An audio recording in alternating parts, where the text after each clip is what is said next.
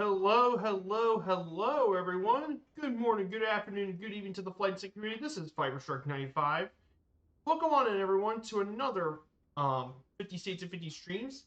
Part 33, we're going to be visiting the U.S. state of Oregon, also known as the Beaver State. This is actually our second West Coast state we're covering here on this series. So Oregon is a really interesting state, part of the Pacific Northwest. It's got some beautiful scenery and some great natural areas to visit. And there's plenty to do in this beautiful state. So I hope you guys having a great weekend so far. I know it's Sunday and there's quite a bit of stuff going on. So I hope you're all doing well. And also, by the way, today is Mother's Day, so happy Mother's Day to all the moms in the in, around the world. Happy Mother's Day. So before we get started, I do want to say hello to all you guys in the chat. We have all our lurkers and mods. Good to have you guys here as always. So here's our flight plan for today's stream here. So today we're going to be Oregon here.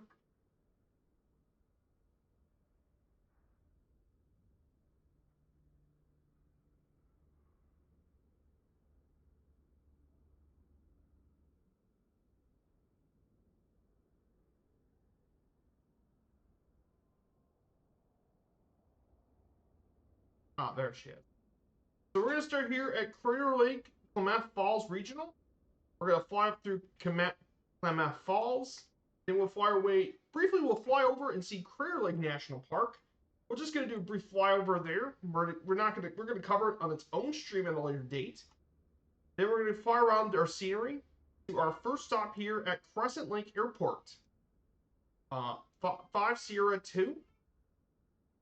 Then from there, we're going to fly northwest and we'll visit Oregon's second largest city of Eugene, home of the University of Oregon. We'll check out all that.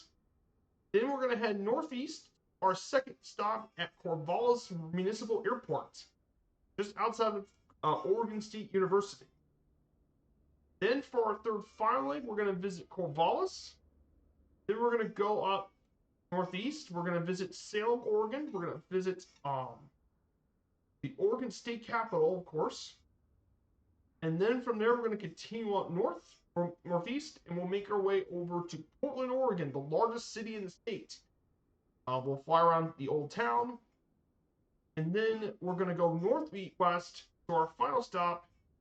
I could have stopped at Portland International, but instead we're going to be stopping at Scappoose. Scappoose Industrial Air Park, Kilo Sierra Papa Bravo. You may also guys know this better as the home of Foxtrot. So we're going to pay a visit to Flox and Friends up there in Scappoose. So that's going to be where we're going today. We're going to take the NX Cup today. I thought with Oregon being such an outdoorsy state, I thought a bush plane would be a pretty good fit for this one. So I took the NX Cup for today. Thought that, you know what, with this being a bush state, isn't actually much of a surprise. So back.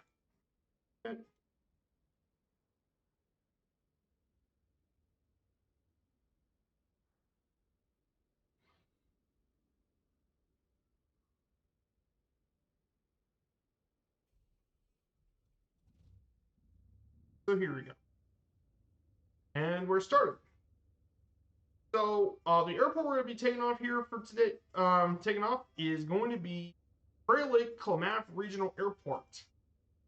Kilo Lima Mike Tango. It's part of Klamath County, Oregon. It's mainly used for GA, a few military aviation, and a few airline flights.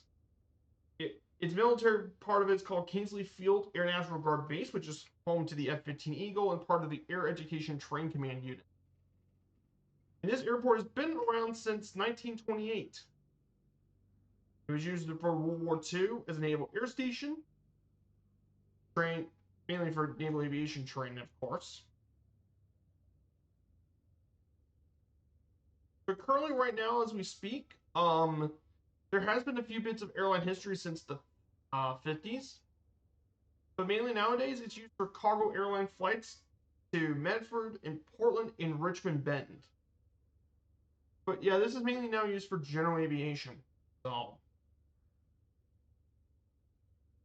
that's what the airport's currently used for. But Klamath City is where our first city we're going to be flying over today. Klamath Falls is the county seat of Klamath County, Oregon. It was originally named Linkville when George Ernst founded it in 1867 after the Link River, but it was name changed in 1893 to Klamath Falls. Mainly used by the indigenous people is why they nicknamed it. But this city is most well known for being Oregon's city of sunshine, as the area enjoys 300 days of sun per year. As the area is a high desert and features climate with cold, snowy winters along with hot summers. And fun fact, this city is also located in a known geothermal resource area and has been powered this area since the early 1900s. So,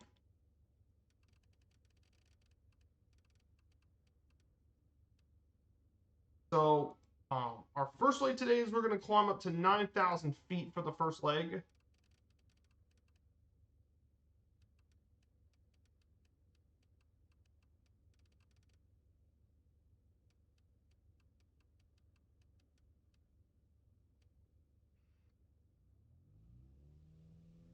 So definitely pretty cool, neat little city.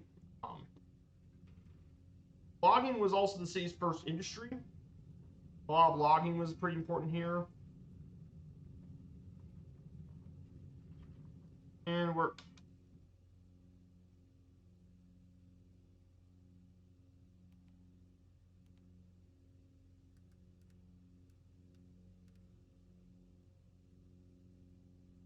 guys, we're about to take off here.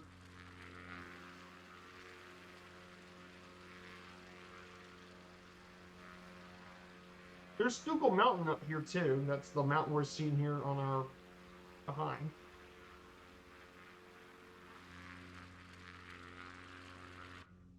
Okay, we're gonna get into some beautiful areas here in Oregon. We fly up and head north of the state.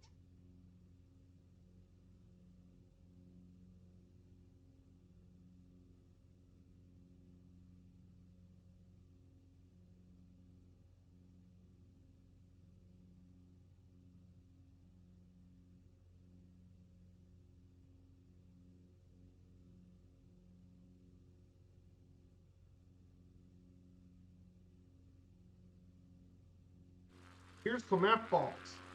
Absolutely gorgeous though. This is a pretty area.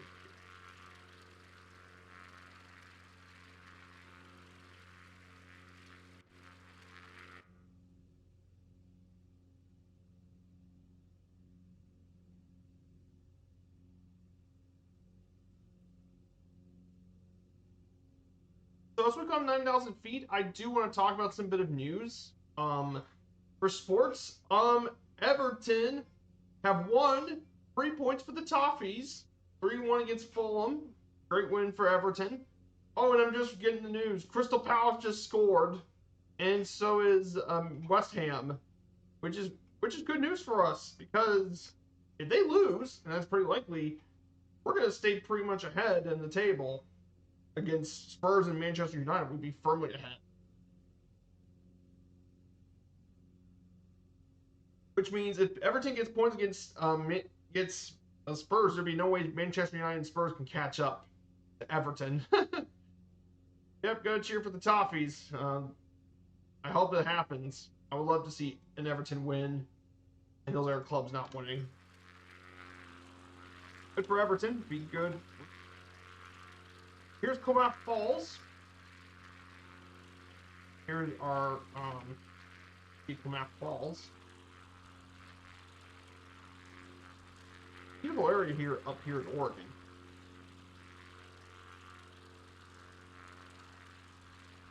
Yeah, I got some achievements to do when I get back. When we get done with the stream, I got some achievements I gotta be doing. I gotta complete those when we get back.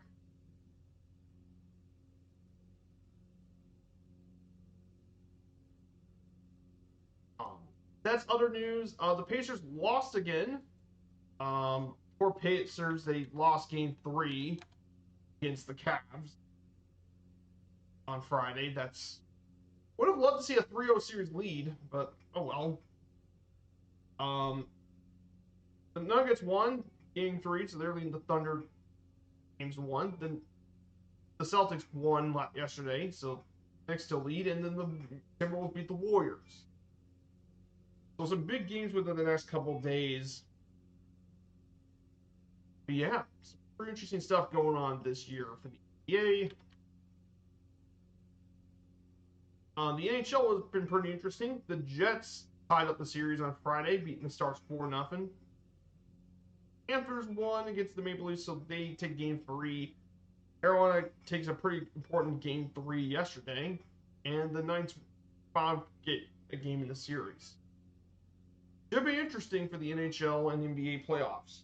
Should be fun to actually check that out. And then finally for baseball, Major League Baseball, the Rays are doing okay, 18-21. They just had their first ever rain delay the other day. First ever Rays home game rain delay at Steinbrenner because, well, Tropicana Field's roof is ruined. So, yeah, that's happened. And then the Reds are about 500, not far back. But man, the Rockies are absolutely horrible this year. I mean, it's bad when all the other teams in the West have amazing records. Rough time to be a Rockies fan. Absolutely rough.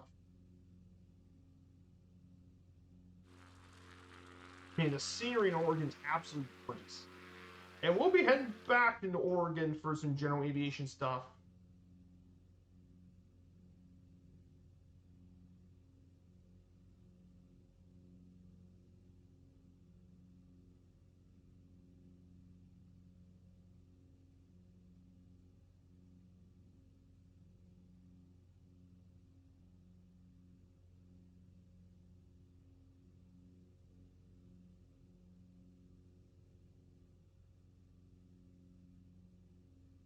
So we're about 9,000 feet, and we're going to go ahead and cover the U.S. state of Oregon as we're going to reach altitude here today. So, Oregon.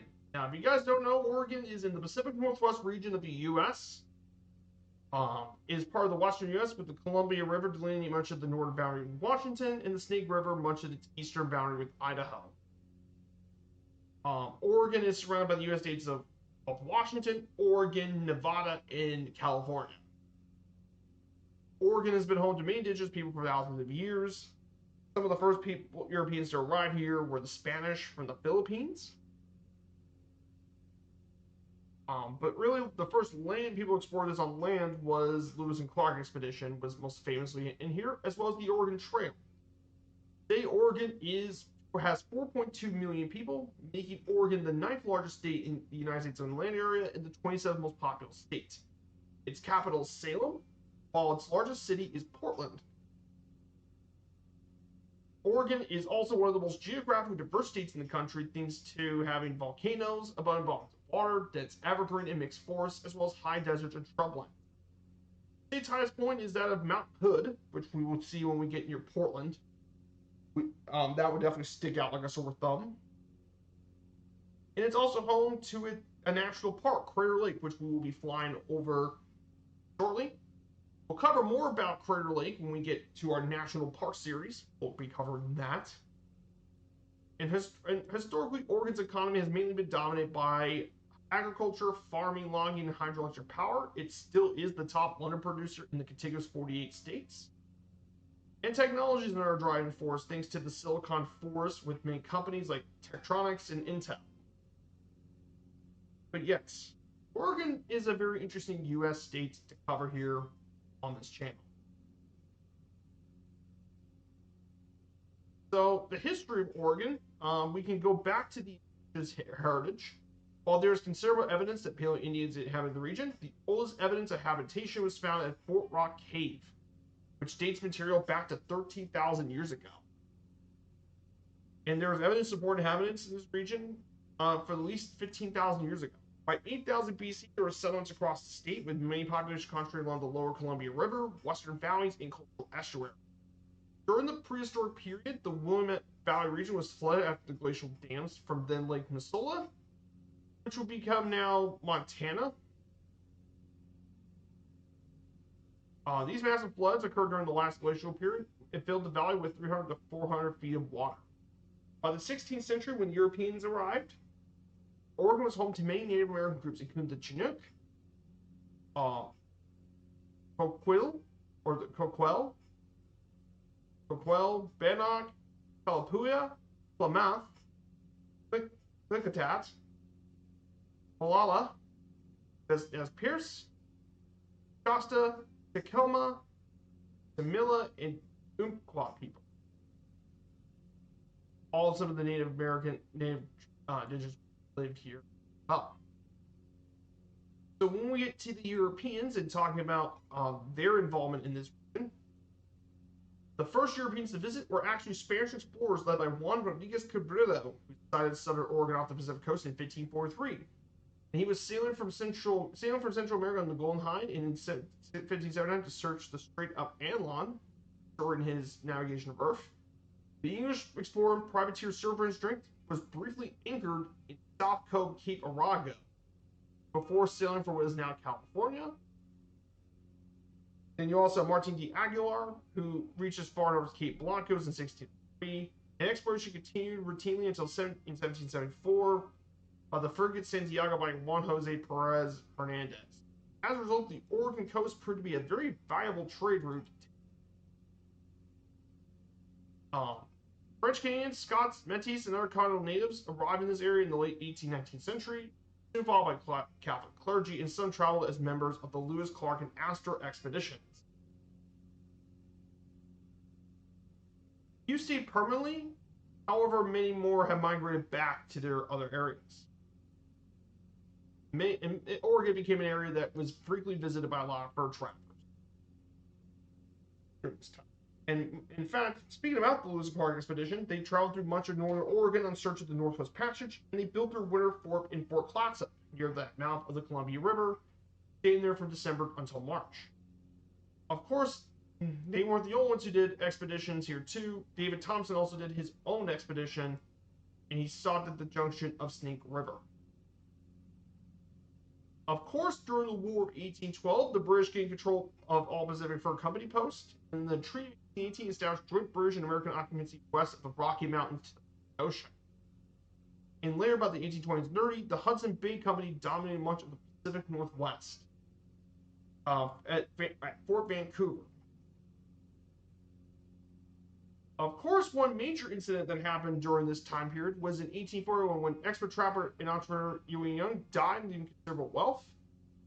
And with no heir to the throne, Amin followed, and eventually they built a government here around what is now Oregon. And these meetings were progression toward all citizenry in 1843, which eventually led to build the Oregon Country Territory. And this was ended up before being annexed to the United States. Starting in 1812, 1814, 1843, the Oregon Trail was established and brought many new American settlers to the Oregon Country. The boundaries were disrupted for a time, leading to tension between the UK and US, but thankfully, for both sides, it was settled peacefully in the 1846 Oregon Treaty, which was the border split by British and US North America on the 49th parallel. And the territory was officially organized in 1848.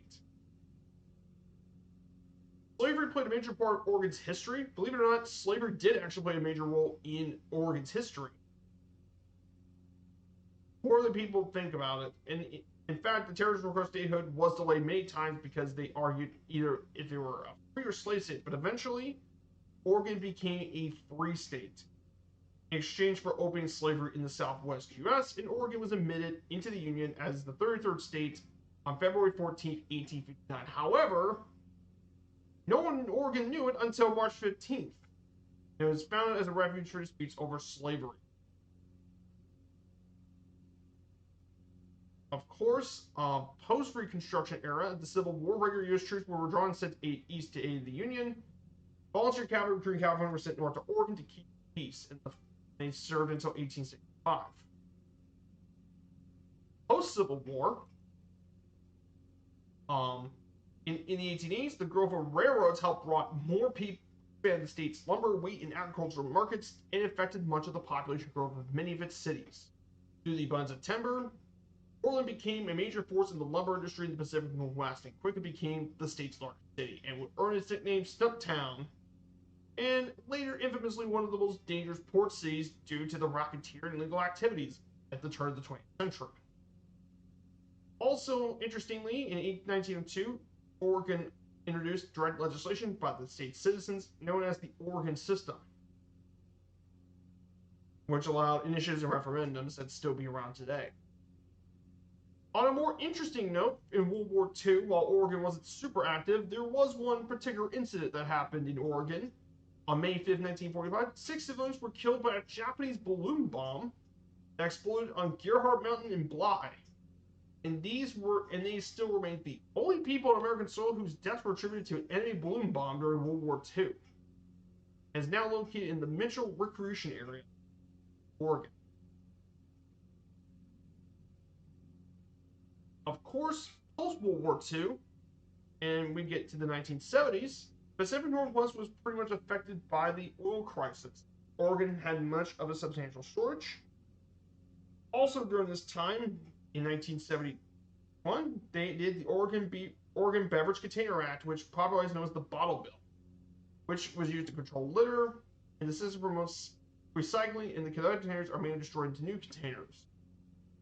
And in 1994, Oregon became the first U.S. state to legalize physician-assisted suicide, as well as a measure to do recreation use for Oregon marijuana in 2015.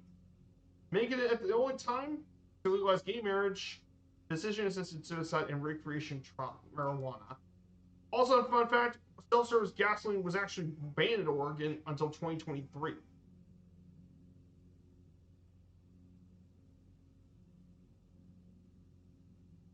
So that is it. Hey, Speedy, good to see you. I hope you're doing well. We're in Oregon today. We've just been covering our notes for the U.S. state of Oregon today. So I hope you're having a good weekend, my dude. This here is Oregon. We're heading up to our first waypoint by Crater Lake National Park.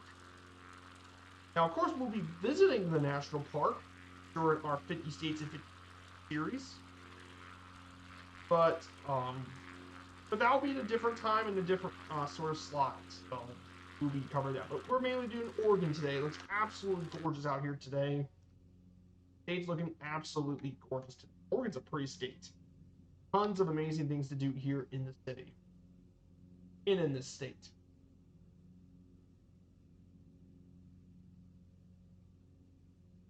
So yes, next week, Merck's going to be back next week for more FAA IFR streams.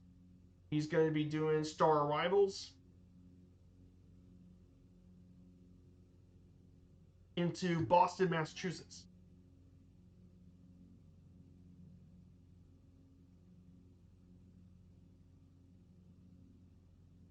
So that's what he'll be doing Monday, and he'll do a trucking stream Tuesday. So that's Merck's.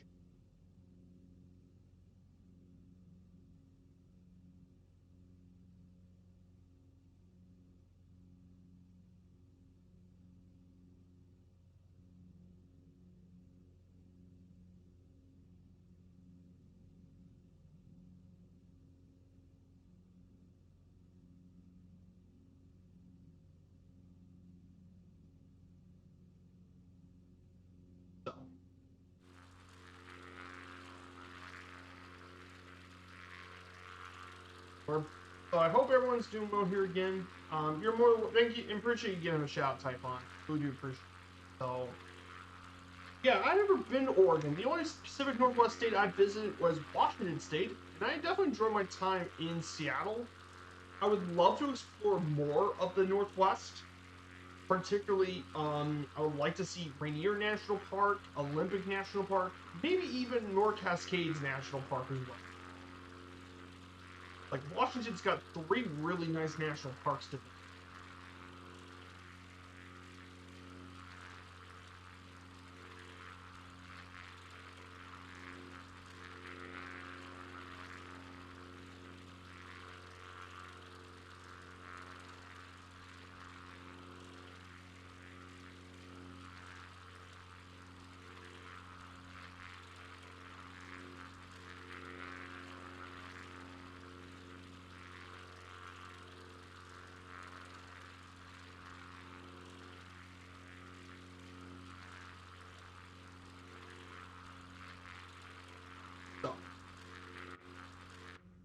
now that we're going to be entering Crater Lake National Park, I can tell you a little bit about Crater Lake.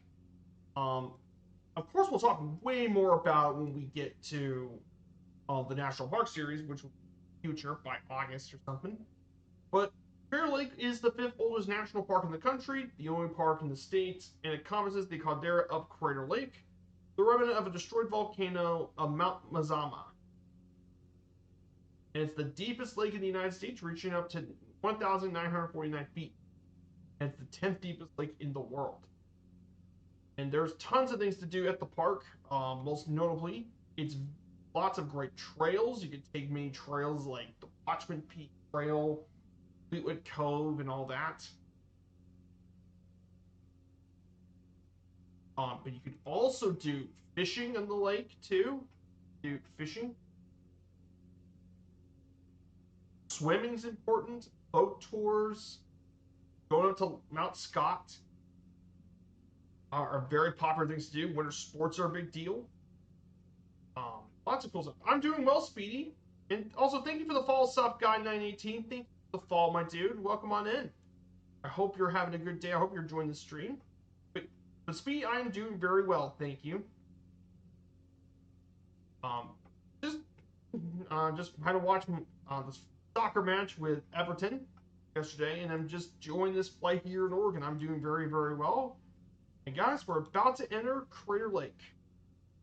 So we're going to see some beautiful scenery here, here in Oregon. Thank you for saying that, Soft Guy. Really do appreciate it. I have my own Discord, by the way. You guys are more than welcome to join my Discord here in the chat.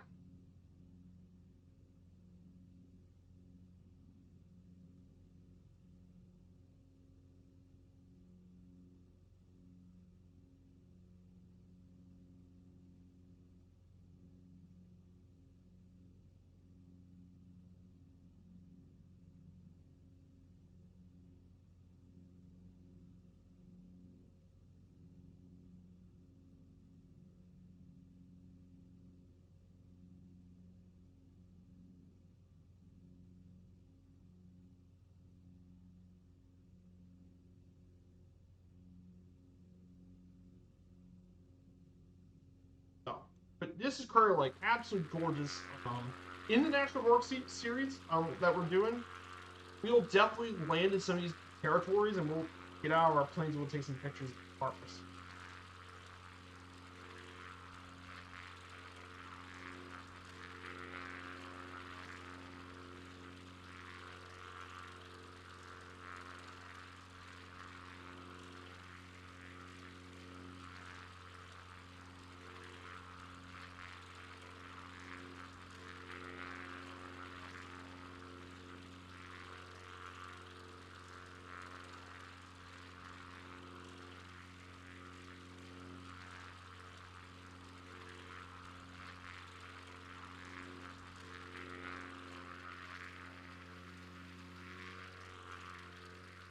Look at Crater Lake, guys.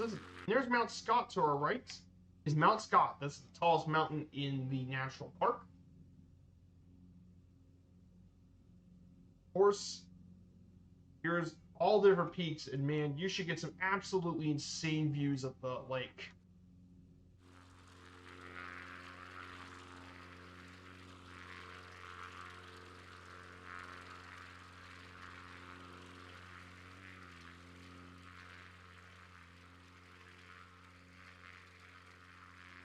Just look at the view of that.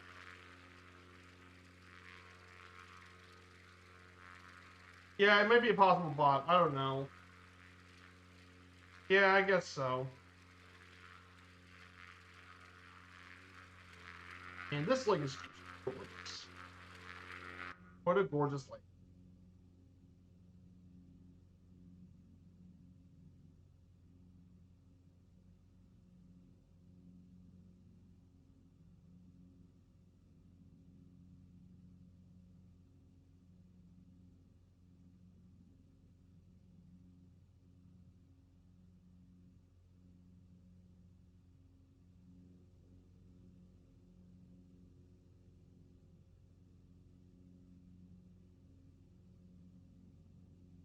we're going to go ahead and turn northeast, and we'll head to our first stop in Crescent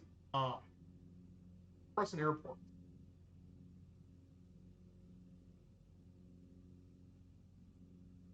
And this makes sense.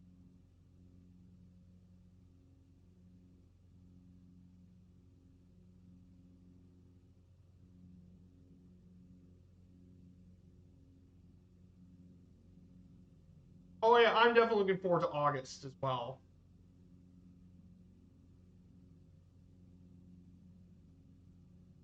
Yeah, I'm definitely looking forward to August. August would be a nice time of the year.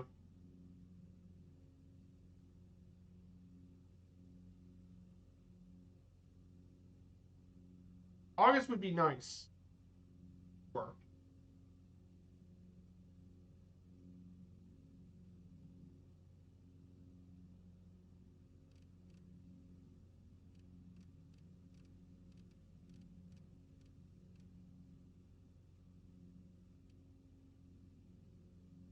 We're going to go this way, and we're going to head up to here as well. There's definitely a lot of news I'm pretty excited for. I know that. Um, oh, really?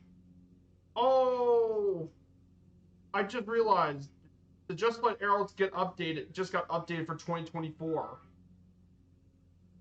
Oh, this is huge. Yes, I definitely need to update this. Yes, I'm definitely getting this update.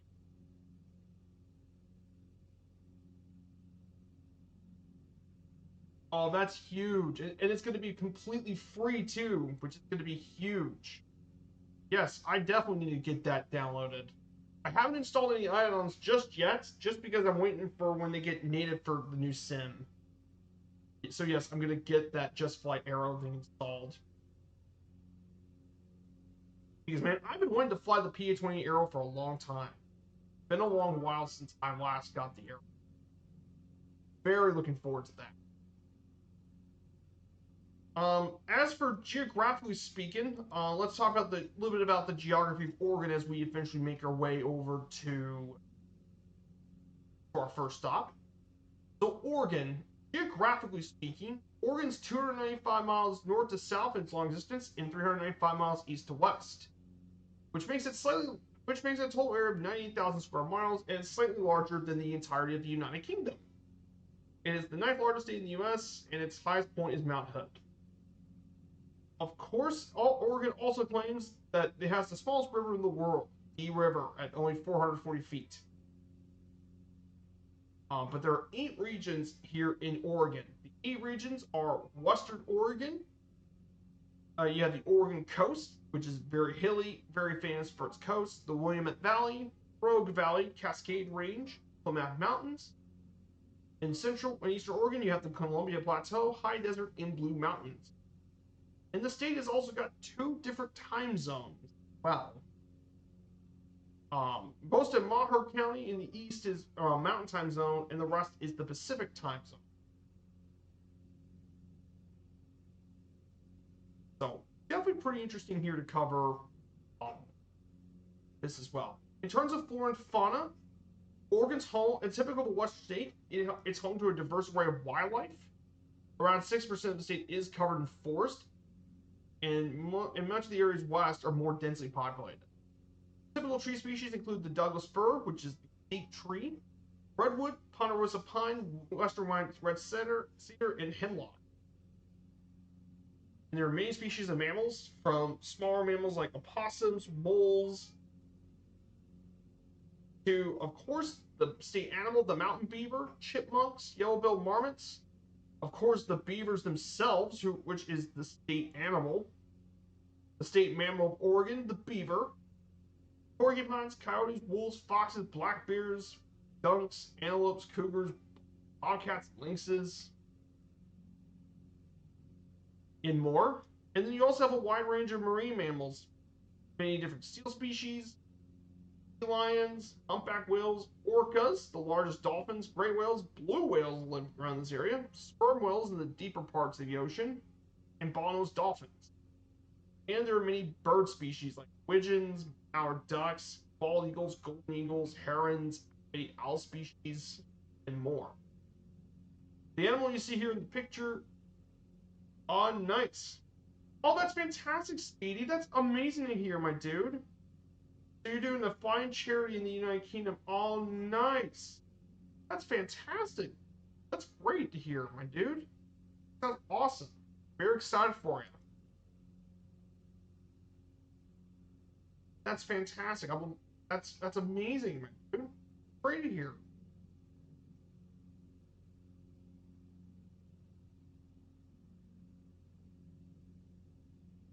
Coming from someone who's also have a disability myself, not a physical impairment, but more of autism in this autism area, I could definitely relate to for the disabled. That's great to hear, my dude. Very excited for you. Of course, Oregon also is home to what is considered the largest single organism in the world.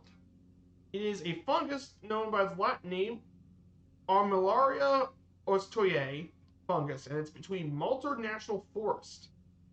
Um, yes, this is all a single organism.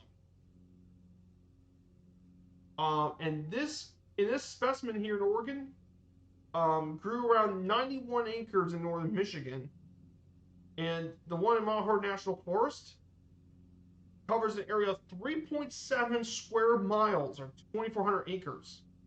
Yes, 3.7 square miles. That's a massive lot of land. And apparently the organism weighs 35,000 tons. And that means a freaking fungus is the largest known living organism on the globe is a fungus. I know. It sounds weird, but it's true. Now, the animal you see here in the picture on your right is the pronghorn. Interesting fun fact about these guys, and makes the pronghorn really interesting, is that these guys, living species, believe it or not, they are not related to, it looks like an antelope, but it's not. It turns out these bad boys are actually more closely related to the giraffe. Yes, these guys are more related to giraffes and okapi than they are to antelopes. And they are the fastest land animal in North America, in the Americas. They can run up to 55 miles an hour. Yes, they can run. And the reason they had that much speed to begin with was because back in the old days, they had to deal with American cheetahs. And you all know how fast cheetah can be. Yeah, they're fast.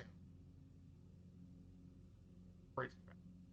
And finally, the last thing about geography here in Oregon will be the climate. And Oregon's got generally a mild climate, though there is significant variation due to the landscape. In the western region, west of the Cascade Range, has oceanic climate with dense evergreen mixed forest.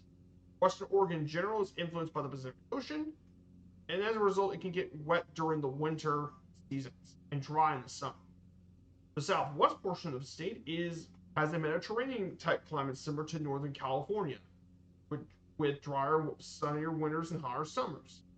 The northeast state is steppe climate, which has subarctic climates and is considered to be quite warm in the latitude and has mild winters compared to other areas of latitude. The eastern two-thirds of the state are high desert with cold winters and very dry summers, which you can look here in the graph. So there's actually some diversity. The highest ever temperature recorded in Oregon was in 1898 in Prineville with a temperature of 119 degrees Fahrenheit, or 48 degrees Celsius. And the lowest temperature ever recorded was negative 54 degrees in Seneca in 1933. Negative 54. Yeah, it's cold. Very, very cold up Oregon.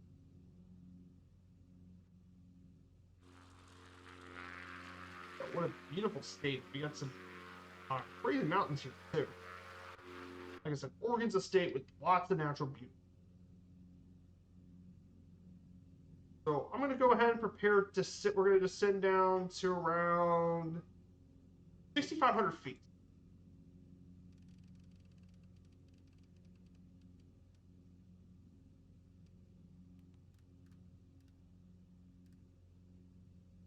And down to 65. 800 feet per minute, 0%. Crescent Lake will be our first stop of the day. We'll land here, and we'll get a bit of a break if anyone wants to catch up with us. Yes, Oregon's a really cool state.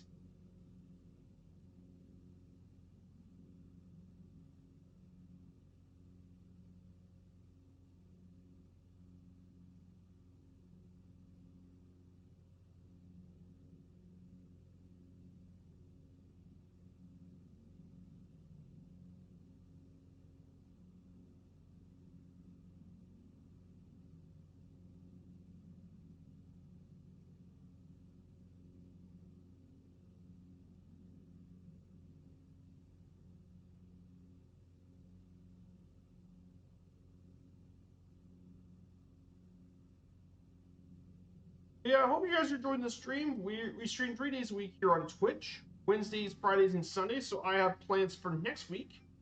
Next week's streams will be on Wednesday. We'll be taking a very different plane for the trip. For Wednesday, we'll be taking. I'm thinking about taking the Part EAS 350. We're going to be doing some airliner flights in Europe. I was thinking about doing some airliner stuff in Europe. I was thinking about taking it for some regional flights in, I think, in the Eastern United States. We're going to go out of our Pittsburgh hub in here, and we're going to do some regional airliner flights. We're going to fly from Pittsburgh over to. We're going to fly first from Pittsburgh over to Harrisburg. And then from Harrisburg, we'll fly over to Washington, D.C. We'll do something like that.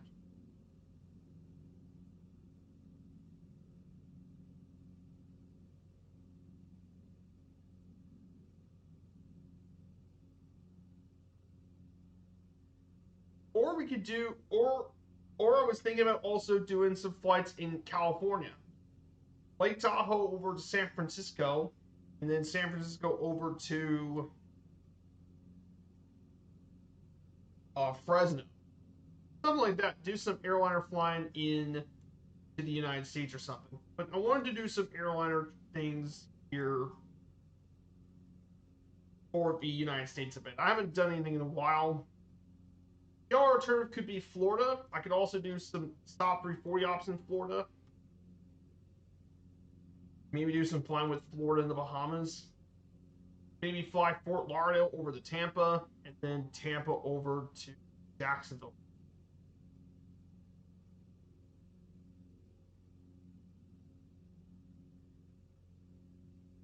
Or maybe I do Tampa to Fort Lauderdale over to Key West. That's probably what I want to do. I want to do something in the United States. I haven't done that. For. That's what I probably want to do. But yeah, just find out that the Piper Arrow can now do a 2024. I should definitely get that installed for the new sim. I haven't done a lot more planes because I'm waiting for.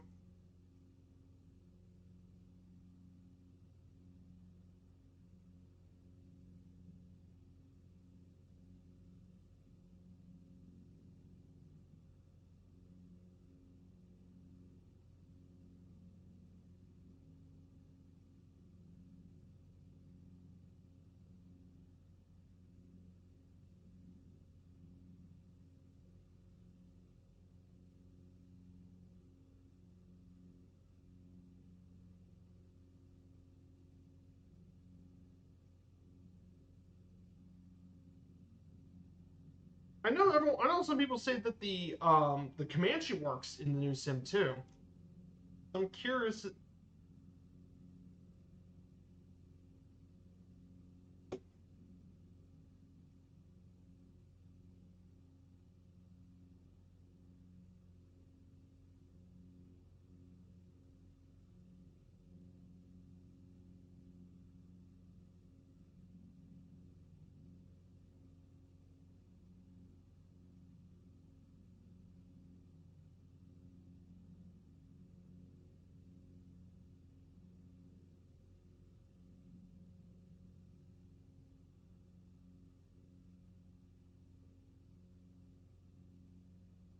Here we go. Go ahead and make our landing here.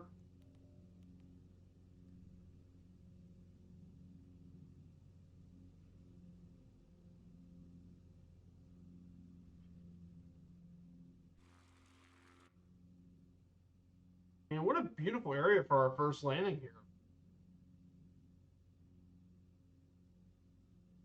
What a gorgeous area.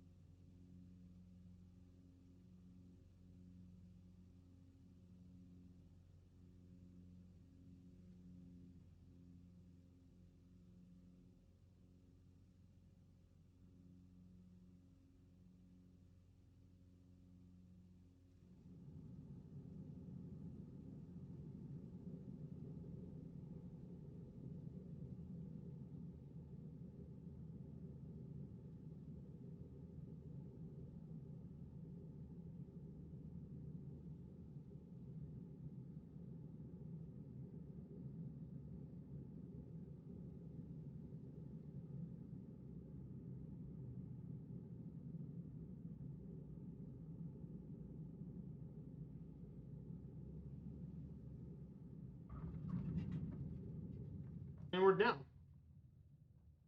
Beautiful GA airport right in the heart of Oregon. So we'll park here for just a little bit as we're getting ready for the second leg. I mean, what a beautiful airport to make our landing here today. What a beautiful second stop here.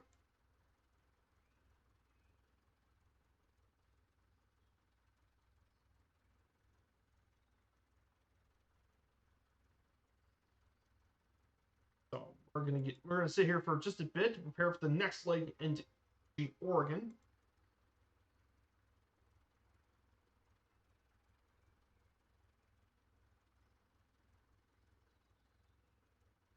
So we'll be ready to get back up in the air pretty soon.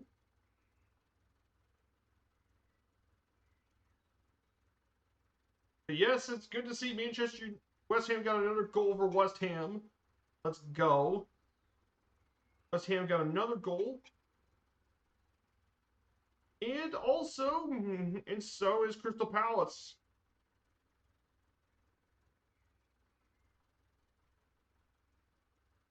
That's going to help Everton quite a bit because now Everton's going to be firmly ahead of those two clubs.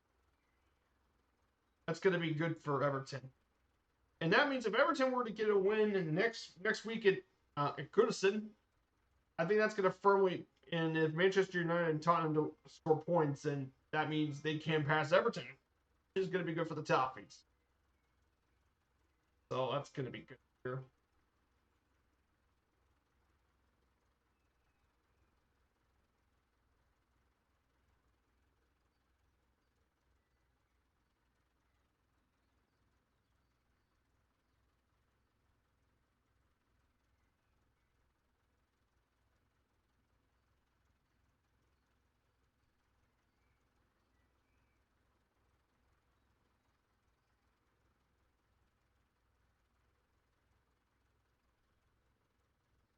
Let's go ahead and get ready for the next leg. Our next leg is 6,500 feet. Will be, but we'll drop down altitude once we get to Eugene.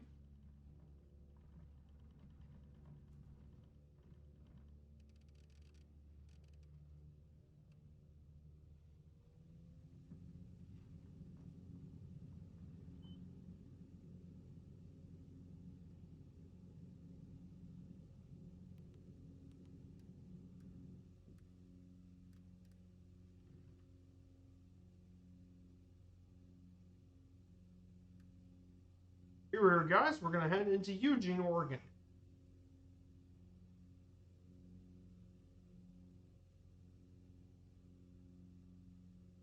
And look at the scenery here in Oregon. This is absolutely gorgeous.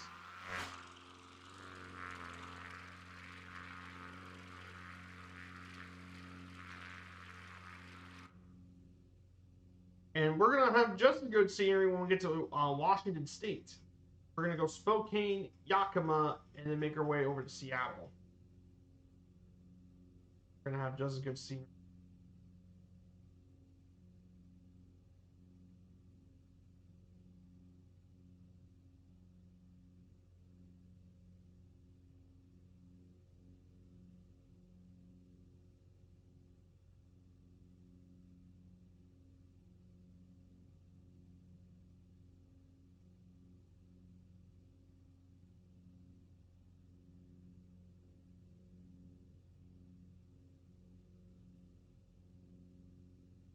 So for our slides here, let's talk about Oregon's economy for a bit.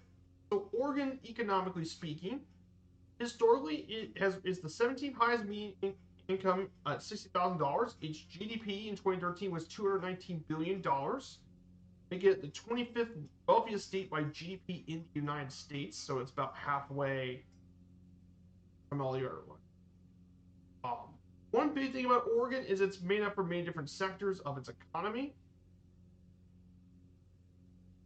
During the 90s and 2000s, Oregon's transitioned from natural resources to one based on a mix of manufacturing, services, and high technology.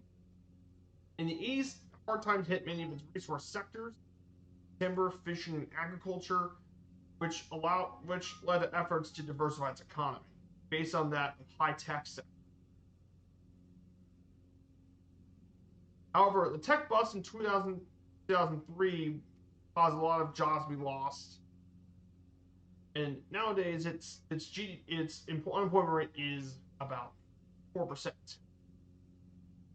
But of course, one major link to Oregon's economy is agriculture, and its diverse environments actually made Oregon a really good state for farming, especially in the Willamette Valley, which is very fertile land due to the Missoula floods, which deposited a lot of lake sediment from the glacial Lake Missoula. And as a result, it produced a lot of agriculture, including over 100 million pounds of blueberries. But Oregon, of course, is one of the four major world hazelnut growing regions and produces 94% of all domestic hazelnuts in the U.S. Oregon is also one of the nation's leading wine producers. 2005, it has 303 wineries, which is third among U.S. states. And due to regional similarities in climate and soil, the grapes planted here are often the same ones you can find in the French regions of Alsace and Burgundy. Now, there's about 676 wineries currently. In the southern coast of Oregon, you can find commercially cultivated cranberries, which are around 7% of U.S. production. And is 23rd among the top 50 agriculture. But there's also lots of other agriculture things that grew here too. Caneberries are farmed here. You can also find steam and blight, which often hinders dewberry growth. There's also peaches here grown here as well. They're mostly sold in direct markets. Those are part of the major parts of Oregon's economy. Another historical big part of Oregon's economy is going to be forestry and fisheries. Vast forests have made Oregon historically one of the major timber-producing logging states in the country. However, forest fires, over-harvesting, and lawsuits over proper management has reduced timber production. Between 1989 and 2011, the amount of timber harvested dropped about 90% from federal lands, though on private lands still remain constant. Even the shift in recent years towards finished goods has not slowed down the decline of the timber industry. It's even more so of many of the headquarters and company towns being declined. Still, though, Oregon still leads the U.S. in softwood lumber production, as nearly in 2011, 4.134 million board feet were produced in the state, compared to that of other ones like Washington, Georgia, and Mississippi. In terms of fishing, Oregon is one of the largest salmon fishing industries in the world. Though ocean fisheries have reduced, the river fisheries nowadays is more for hydroelectric energy. Of course, The emerald ash borer was infested in Oregon in 2022, which was the first in the western half of North America for the emerald ash borer. And if you guys aren't aware what those nasty buggers are, they originally came all the way from Southeast Asia. And these things are notoriously bad because they are extremely destructive to ash trees. And you know why that's not a good thing? Because ash trees are very important. It's killed tens of millions of them. And it's threatened to kill most of the ash trees in North America.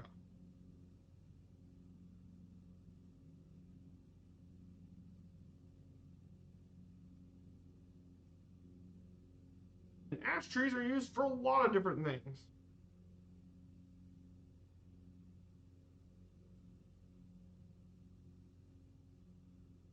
And I mean, ash is used as a hardwood. It was used for making bows, tool handles, baseball bats, or for where we live. Hurleys and other things having high strength resistance.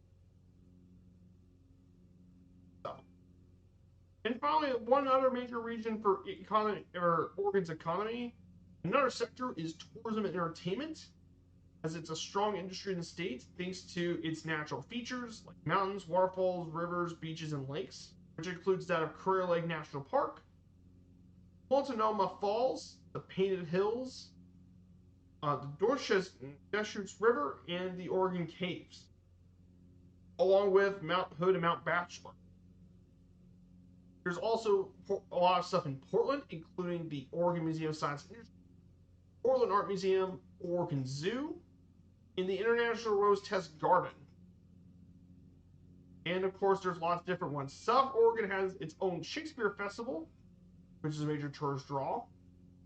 There's the Wolf Creek In-State Heritage Site, where Jack London wrote his novel, Valley of the Moon. And it's been a very popular location for a lot of films being shot here due to its diverse landscapes and proximity to Hollywood. Includes films such as Animal House, Free Willy, Goonies, Kindergarten Cop, and Stand By Me. Were filmed here in Oregon.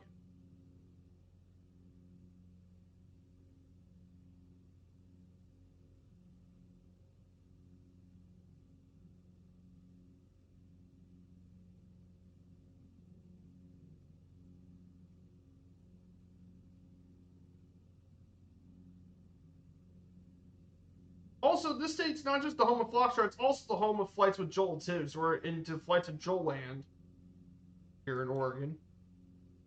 What beautiful landscape.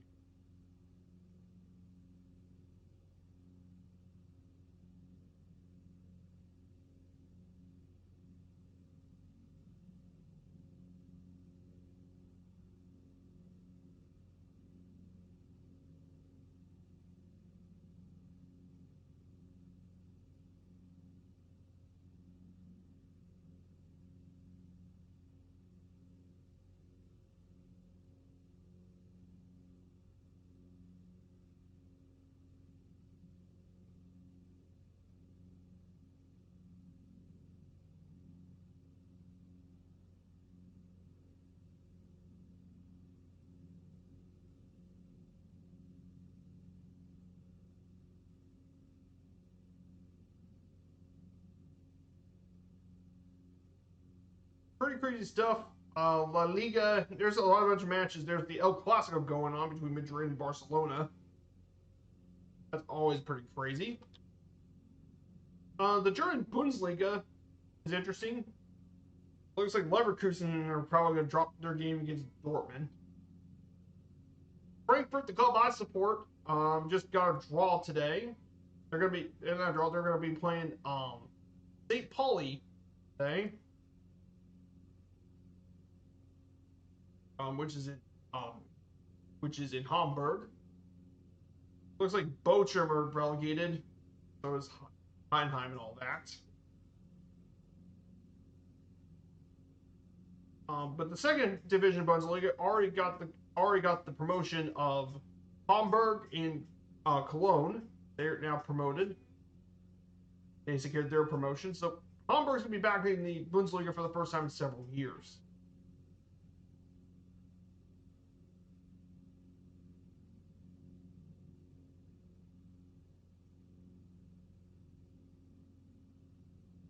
Yep, you called it.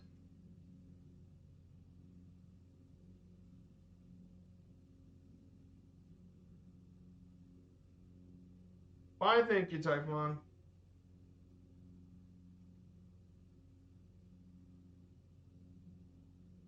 That's why I didn't do anything. I kind of had a feeling it. Play bots. We're gonna go ahead and just sit down to around 2,000 feet for the next leg. We're gonna be into Eugene, so we're gonna.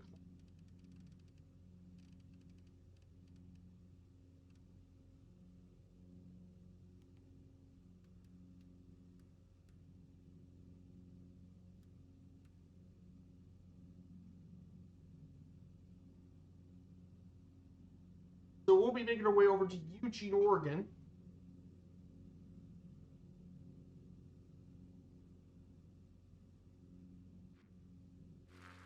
What a beautiful area.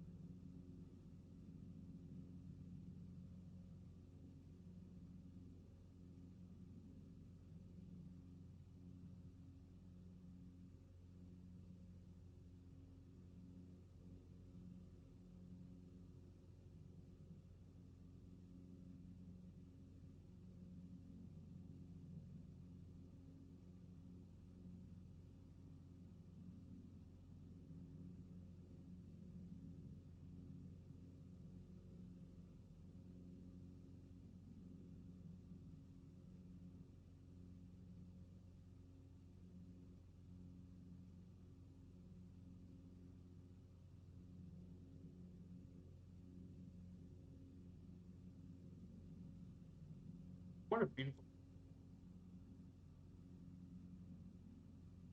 So we'll be making our way to Eugene pretty shortly. We'll make our way to Eugene, Oregon, the capital, second largest city in the state.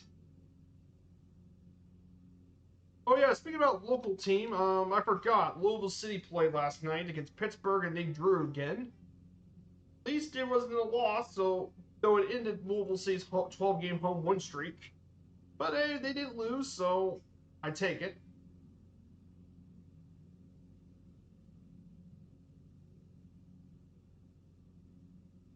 So for Louisville City, that's a nice win for Louisville City. Then the Bats.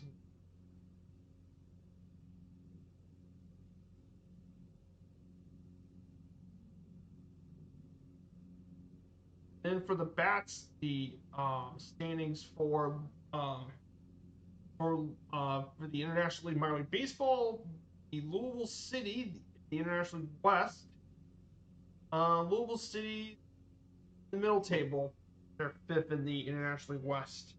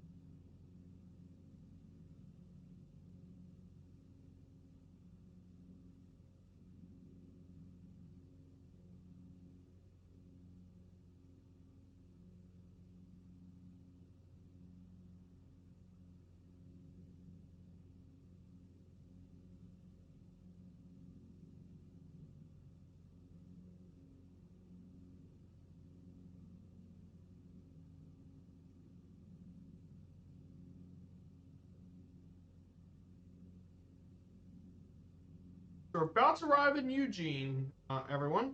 So Eugene, Oregon. If you guys aren't aware about Eugene, it is Oregon's second largest city, located in the center end of the Willamette Valley.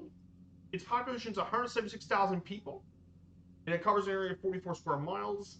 And it's most well known for being the home of the University of Oregon, the Ducks. And the city is known for its natural environment and recreational activities and focus on arts. For activities, this includes bicycling, running, jogging, rafting, and kayaking. Lots of art, and it's a history of civil unrest, riots, and green activism. The official model of Utah is a great city for the arts and outdoors. Nickname, its nickname is also referred to as Emerald Valley, the Emerald City, and fun enough, Tracktown, USA is actually its name due to the history of sport of track running here in Eugene. And of course, Eugene is also where the Nike company has had its beginnings. Yes, Nike actually has beginnings here in Eugene. Whoosh. Yeah, that was founded in Eugene, Oregon.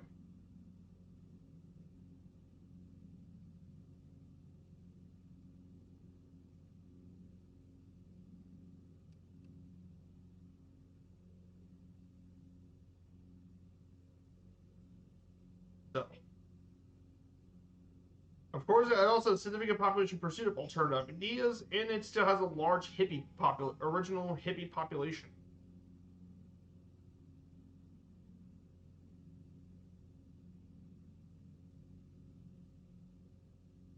But Eugene is definitely very well known for all of those.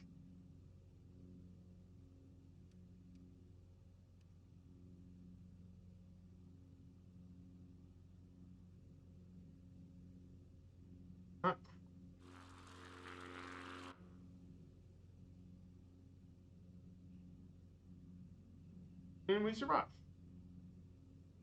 So Eugene, sports are a big deal. It's known for Tracktown USA because of Oregon's successful track program, Oregon Track Club, and Nike, who were founded by track athlete Philip Knight, his coach Bill Bowerman. They co-founded Nike, and well, you basically all know where that.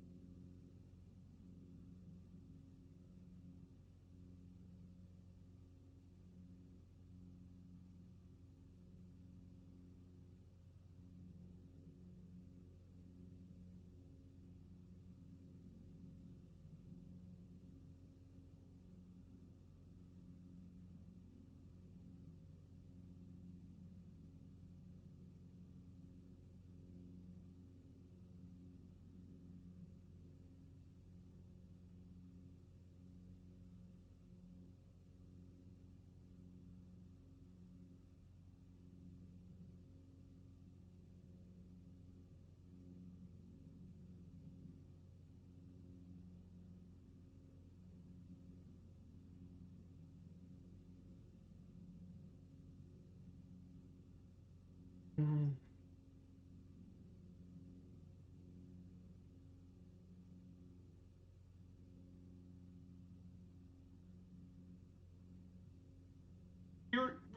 We're now about into Eugene.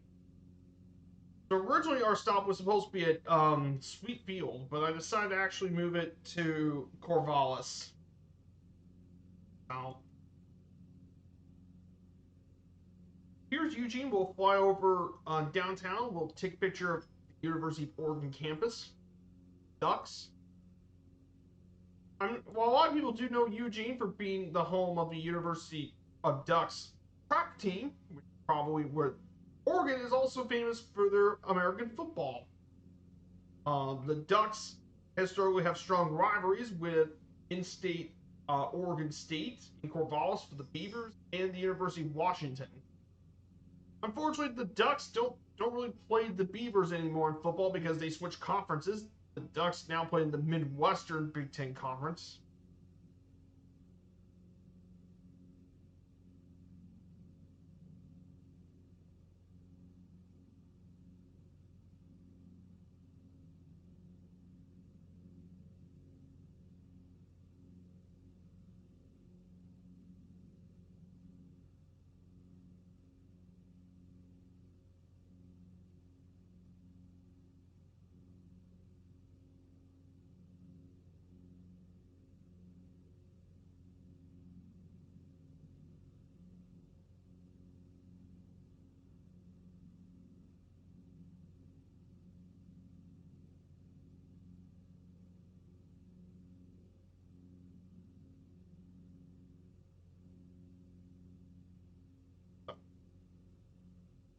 Here's Eugene, everyone. We're just going to come out the hill.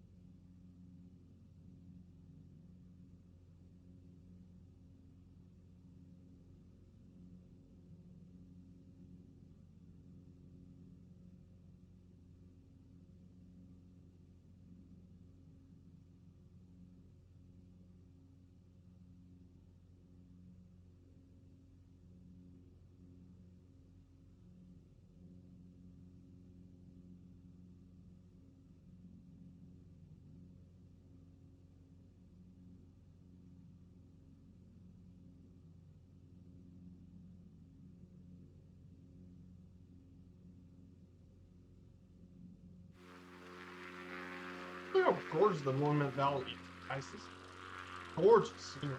Okay? Absolutely gorgeous.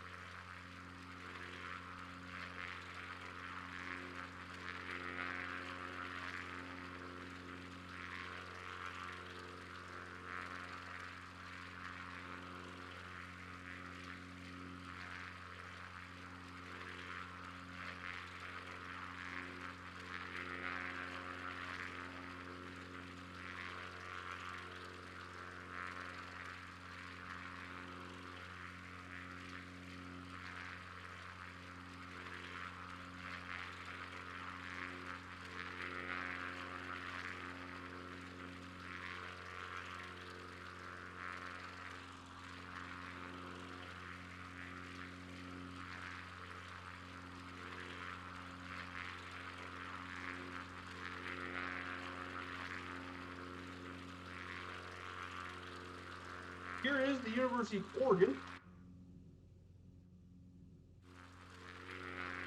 There's the track and field stadium, used for the track and field.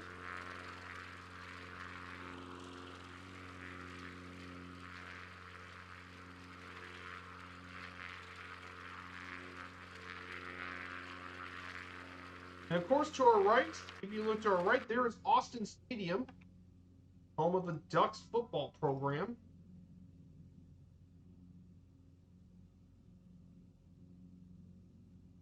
Home of the Ducks football team. And Austin Stadium can get really loud on game days. It really gets very, very loud on game day.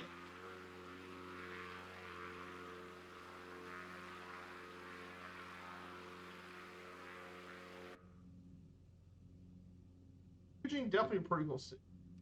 Burn.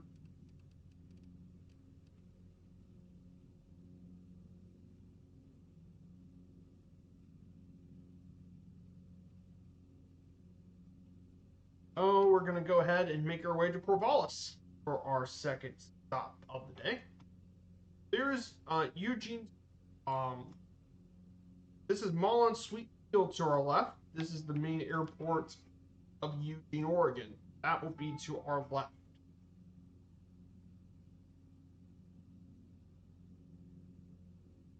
Of course, we still have one last leg left to go on this trip. And that will be to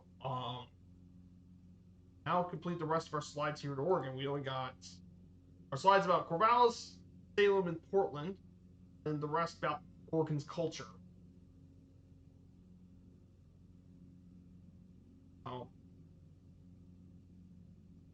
Let's talk briefly about sports here in Oregon. Let's go ahead and cover this briefly about few sports in Oregon.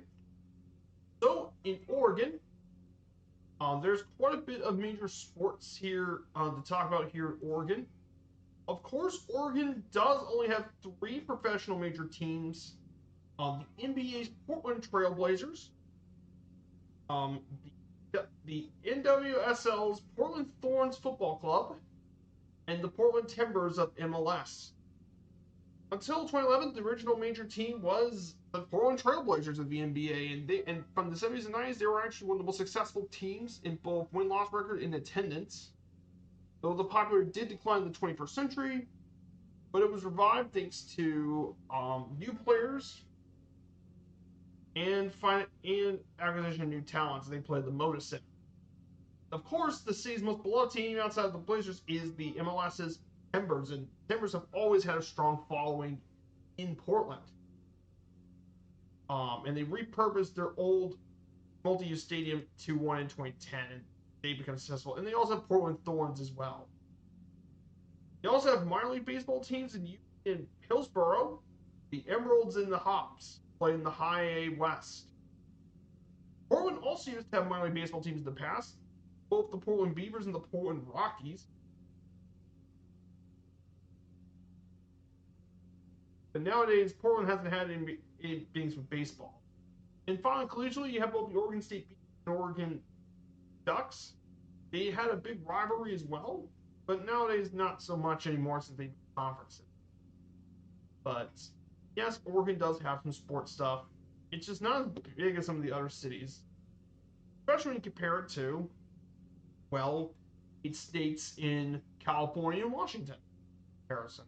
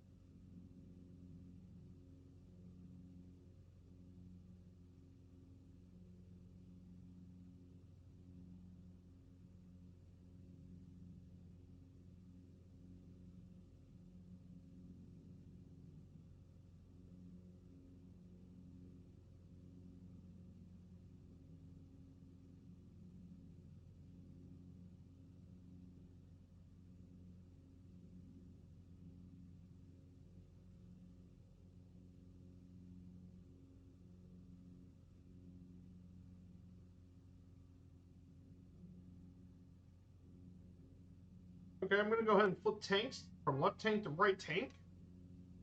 We're going to make our way over to Corvallis. So Corvallis will be our second stop of the day. We'll be in Corvallis, Oregon. So Corvallis, Corvallis is a city and county seat of Benton County, Oregon. Its population is 61,000, which makes it the 9th most populous city in Oregon, and this does include the 38,000 Oregon State students taking classes here. And it's the location of Oregon State University and its 420-acre main campus. It also features a 84-acre Good Samaritan Regional Medical Center campus, a 2.2 million square foot HP Research and Development campus. And it's part of the Silicon Force, which features a lot of tech companies around Oregon. Believe it or not, Corvallis is actually the westernmost city in the contiguous 48 with a population larger than 1,000 people. Yeah, pretty crazy to think about it. But it's true.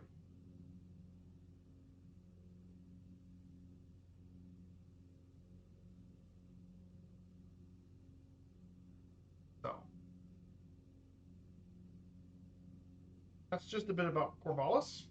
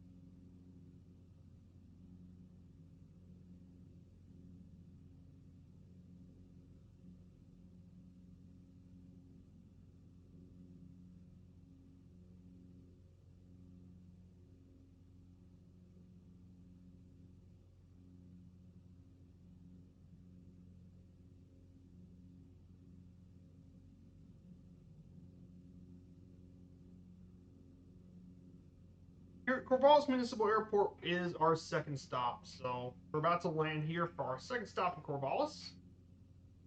Once we go through Corvallis, we're going to go to Salem, talk a little bit about cultures. We make our way to Salem, then we're going to fly our way to Portland, Oregon. Oops. So it's great having you guys all here. I hope you guys are enjoying this stream and learning about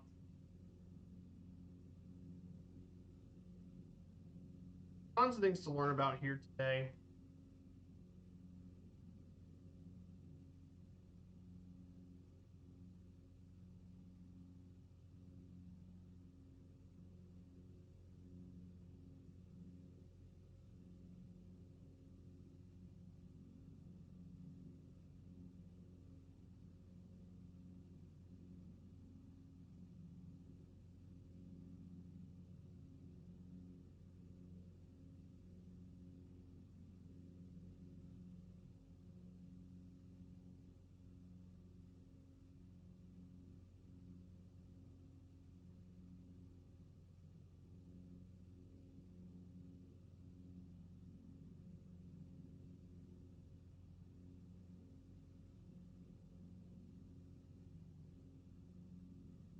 Yep, West Ham have won, and so have Crystal Palace. They both won, which is great news for Everton.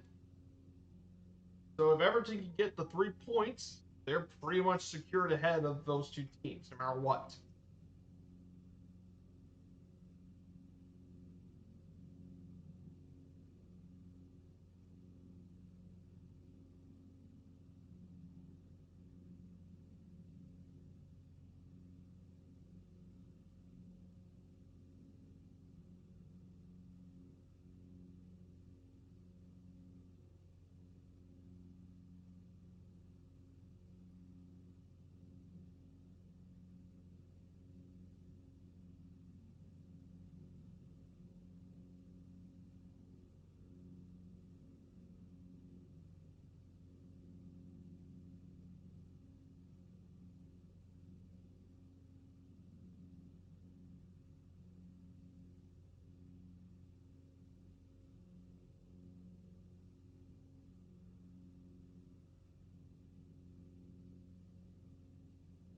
Guys, let's go ahead and up,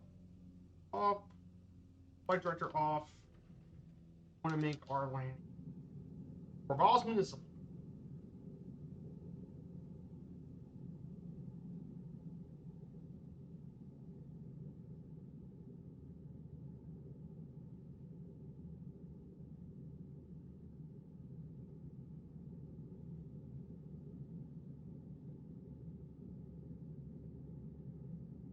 Hmm.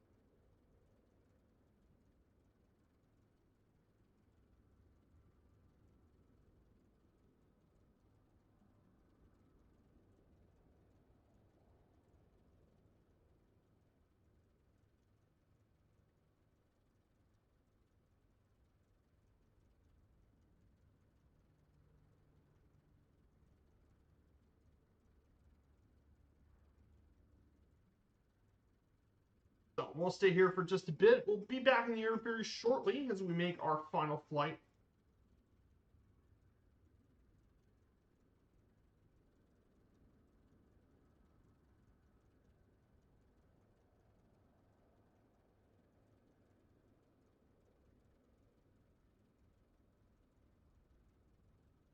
Let's go ahead and prepare for the last leg over to Portland, Oregon, in Scappoose.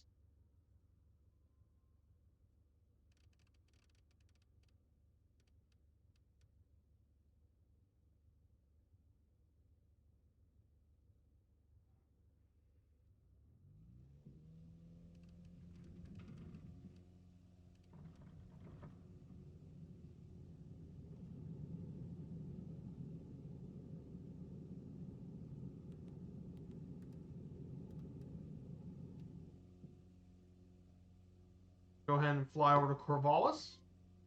Then we'll head over to Salem, Oregon, our state capital. And we're going to fly over to Portland.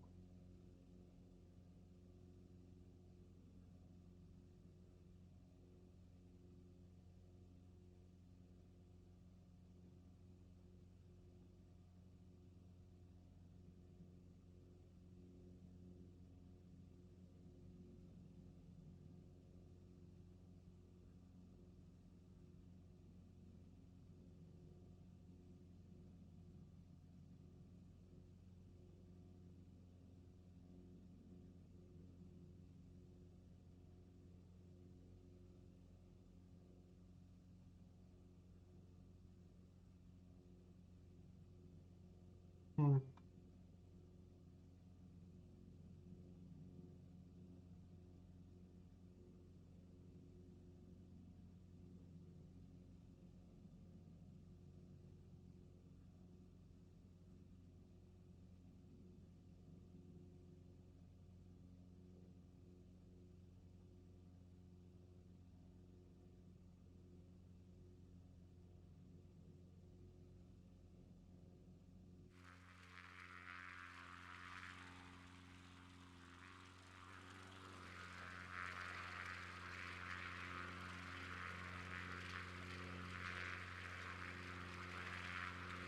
Here we go, guys. Here's Corvallis, Oregon. We can see here to our left, Oregon State University.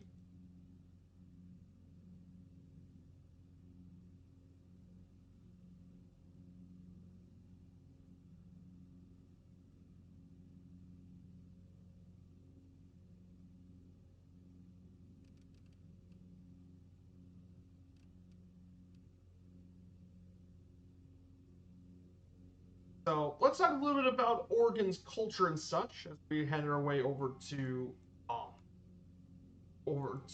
Oregon. So one major part of Oregon's culture is the arts. On the University of Oregon campus, you can find the Jordan Schnitzer Museum, which is part of Oregon culture since 1933. It was built to house the Murray Ward collection of Oriental art. As more than 3,000 objects were given to the university by the museum's first director, Gertrude Bass Warner. Um, as part of the American Alliance of Museums.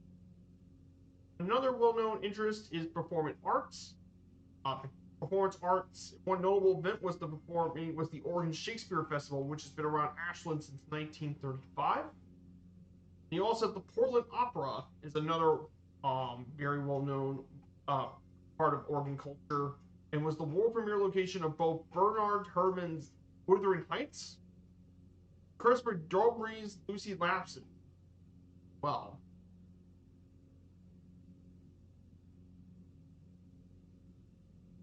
then another part of Oregon has been music. Oregon has well known for its symphony, which is among the largest orchestras in the nation and one of the largest arts organizations in the Northwest. And their events, concerts have an audience of around 320,000 people annually. One major outlet of music in Oregon is the Oregon Festival of American Music. And it's a very eclectic, thematically based 2-week summer music festival that's been held in Eugene since 1992. It's been produced by the John G. Shedd Institute of Arts. There's also other festivals too around the state. And the city of Portland is also known for a strong indie music scene with many indie musicians such as The Decemberist, Gossip, Logan Lynn, Pink Martini, Elliott Smith, and Floater. Other notable musicians have relocated to Portland, including that of Modest Mouse, leader Kenny Boone, and former REM guitarist Peter Buck. And several songs have referenced the states, including Eugene, Oregon by Dolly Parton and Lumberjack by Johnny Cash. And finally, for Oregon is the cuisine. Oregon produces many fruits, fruits and berries like pears, blueberries, huckleberries, blackberries. Berries were produced by the development with Oregon State University and account for half of all blackberries produced in the state. And it's also a hazelnut producer. Seafood like Dungeness crab are common, and believe it or not, the tater tots were actually developed by the frozen food company Ore-Ida in Ontario, Oregon. And finally, of course, for food, Portland's home to the Voodoo Donut, known for its unusual ingredients like breakfast cereal, bacon, and peanut butter. They also have the ice cream company Salt and Straw, like bone marrow and bourbon smoked cherry flavored ice cream. So yes, Oregon definitely has some pretty unique and eclectic things about Oregon.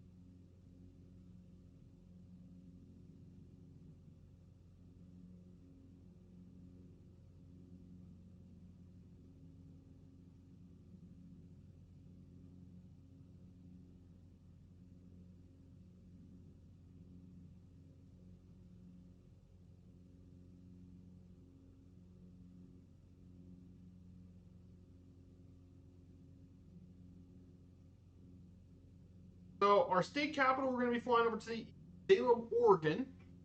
Salem is Oregon's capital city. Population of 175,000, making it the third most populous city in Oregon after Portland and Eugene. It was founded in 1842, became the capital of the Oregon Territory in 1851. It's home to Willamette University, Corban University, and the Chemeketa Community College. The largest employer of the city is the city government. The state of Oregon is its largest employer, and the private employer is Salem Health. And of course, Salem, Oregon is also known for some of its cultural events, including its own community markets, the World Beat Festival, and the Salem Art Association.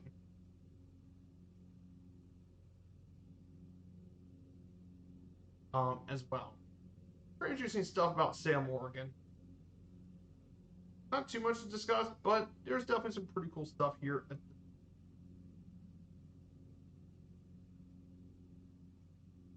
Okay, here's the Willamette Valley.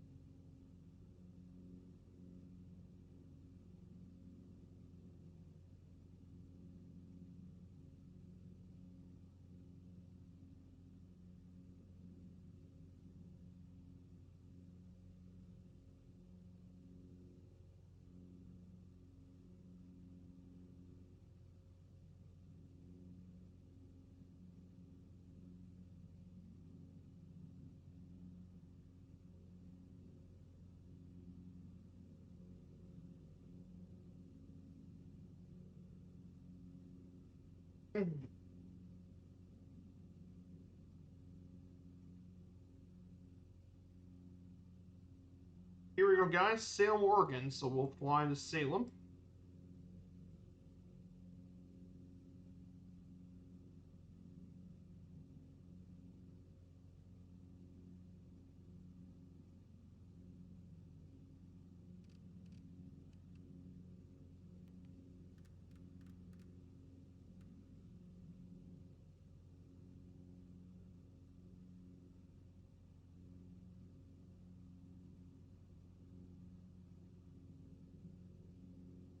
Salem should be coming up shortly, and then once we do that, we're going to head on back to Portland, and we'll talk about the rest of Oregon. We're going to talk about some of the state facts after we get through Salem and make our way to Portland. Let's see if anyone's flying along with us. If not, that's okay.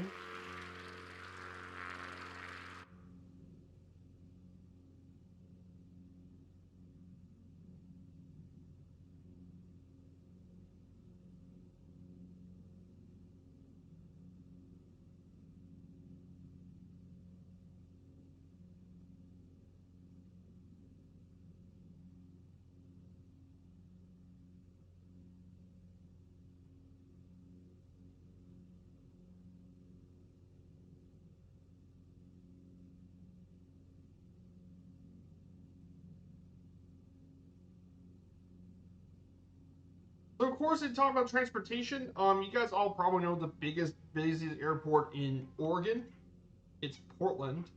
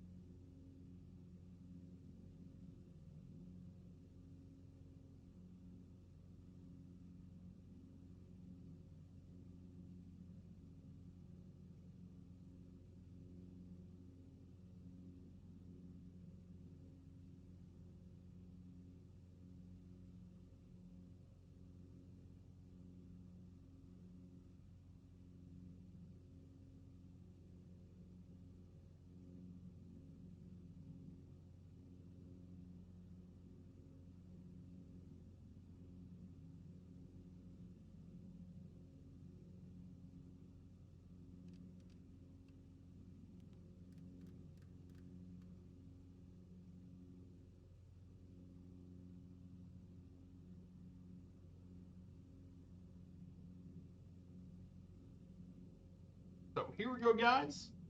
We should make our way over to Salem. Oh.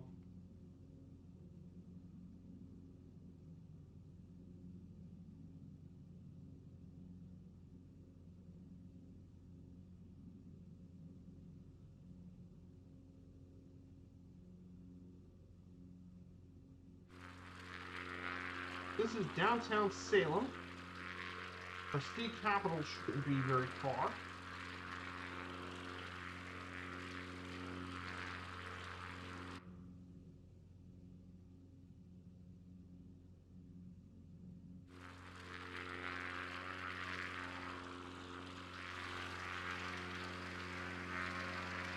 There's Oregon State Capitol down below.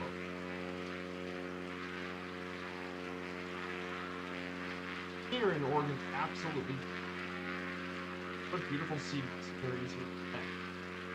So let's get back to our interior. Head our way down to Portland, Oregon for our final stop. Is Portland. So Portland will be our final stop, but before we get to Portland, I want to talk about some fun facts and some famous people of Oregon. So here's some fun facts about the Beaver State. First is the Columbia River Gorge, and it's considered by many to be the best place in the world for windsurfing. And the reason why, so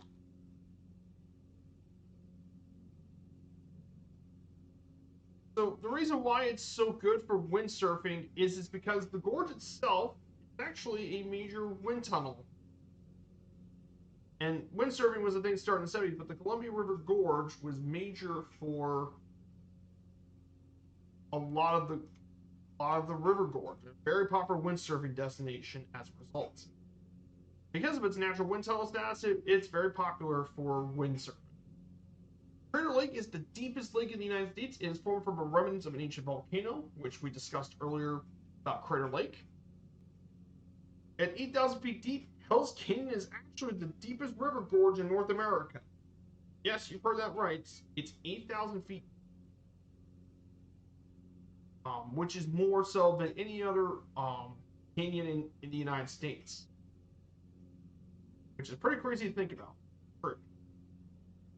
The official state nut is the hazelnut, and Oregon is the only state that actually has an official state nut. And it's also known as the filbert. We talked about Oregon, but Oregon's one of the 5 major places in the world that grows hazelnuts. Surprise. Along the Oregon coastline and the Pacific coast, there are 9 lighthouses standing. 5 are still used, and the others are historical monuments, which people visit along the coast. And second to last, we have the Tillamook Naval Air Museum, which is home to the world's largest wooden clear-span building.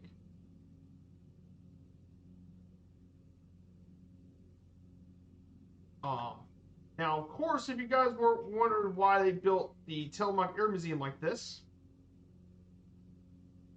the reason they built it like this, the old structure, is it was actually built in 1942 as a naval air station. It was mainly for blimps, believe it or not. It was a blimp hangar.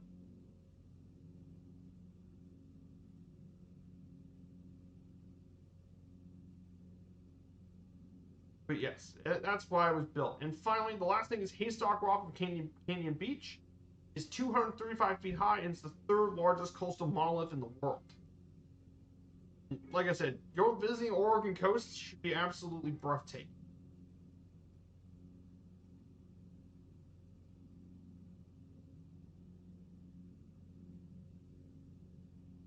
So, that's it about the fun facts about Oregon. Now let's list some famous people. They include Hood River, Oregon native Cecil the Artist, Secretary of the Interior, Garner Ted Armstrong, the evangelist from Eugene, the food expert James Beard, the namesake for the Beard Award. He's a food expert from Portland. Then you have David Kinnerly, well-known photographer from Roseburg. How about the star baseball hitter Dave Kingman, an absolute juggernaut of a swing from Pendleton. You have poet Edwin Markham from Oregon City. Then you have author Phyllis McGinley from Ontario, Oregon. The famous actress singer Jane Powell from Portland. Star track athlete Steve Prefontaine from Coos Bay. Pat Shorter, politician from Portland. And finally from Arlington, Doc Severinsen, major band leader. That completes some of the most famous people here in Oregon.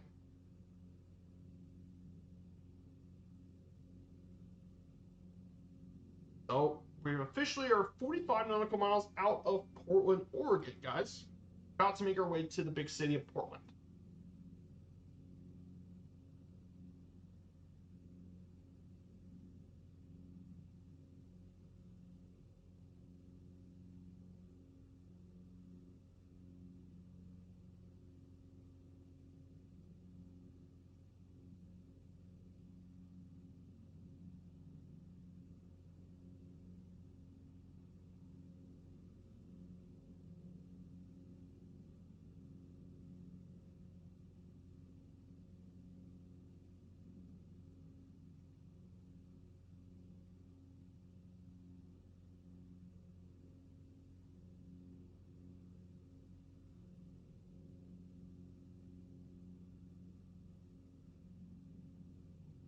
We're going to make our way to Portland, Oregon for our last stop of the day. So last stop is Portland. So the big major city of Portland, Oregon will be our final stop. Will be in Portland. So Portland is the most populous city in Oregon. It's situated in northwest Oregon. It's the county seat of Multnomah County. Population is 652,000, making it the 27th most populous city in the United States. And the 6th most populous city in the West Coast. Its metro area is around 2.5 million people, which is the 25th most in the United States of metro areas. And almost half of all of Oregon's population resides in this metro area. It's actually named after Portland, Maine. And the settlement began to populate near the end of the Oregon Trail in the 1840s. Its water access meant it was very convenient transportation of goods, and with the timber industry, it became a major force of the economy. At one point during the 20th century, it was one of the most dangerous port cities in the world, and it was a major hub of organized crime and racketeering. However, it dissipated during the Industrial Boom of World War II. And it became known more nowadays for its liberal and progressive political values in the 1960s onward, making it a bastion of counterculture, which is the popular slogan of Keep Portland Weird.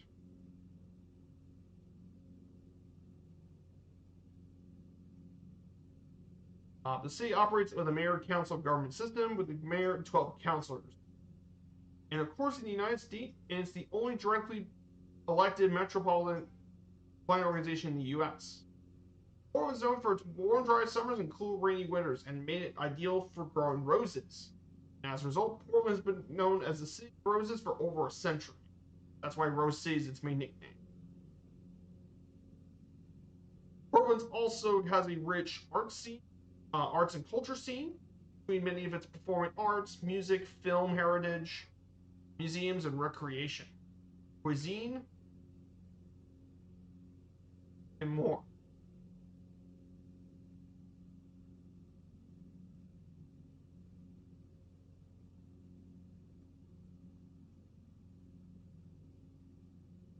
As a result, so yeah, Portland actually has pretty rich uh, culture with it. So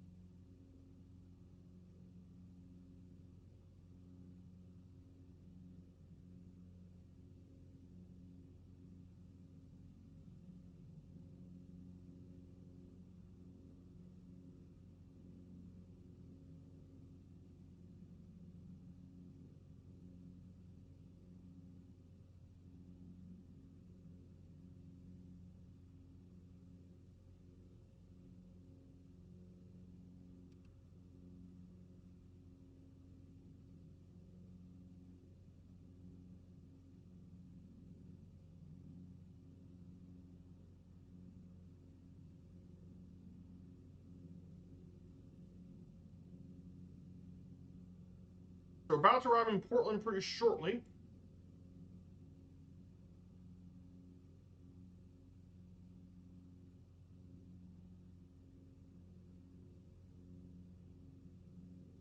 So I hope you guys enjoyed this stream. This was a bit of fun, for sure.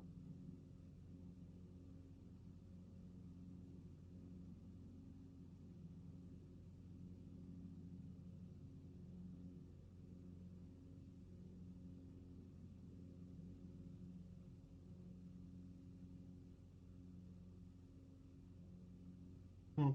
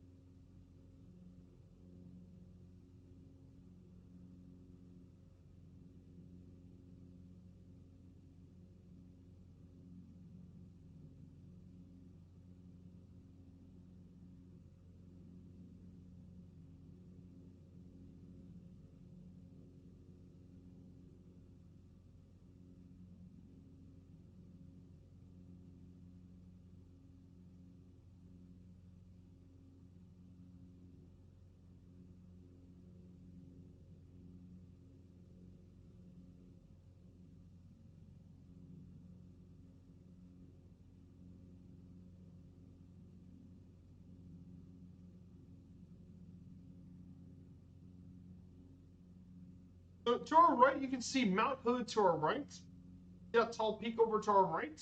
That is Mount Hood. It's actually still a volcano. It still is active, actually.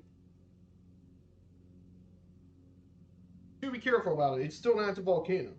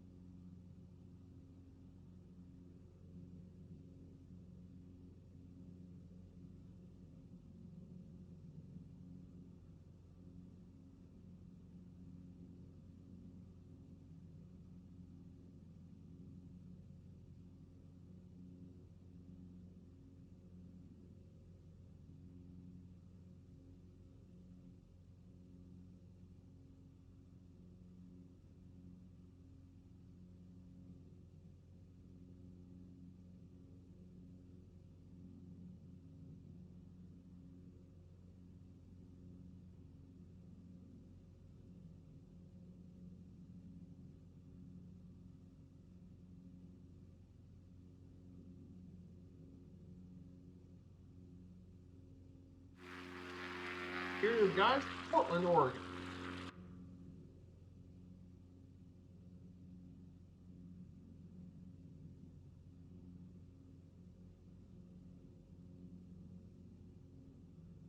Here it is, guys. Portland.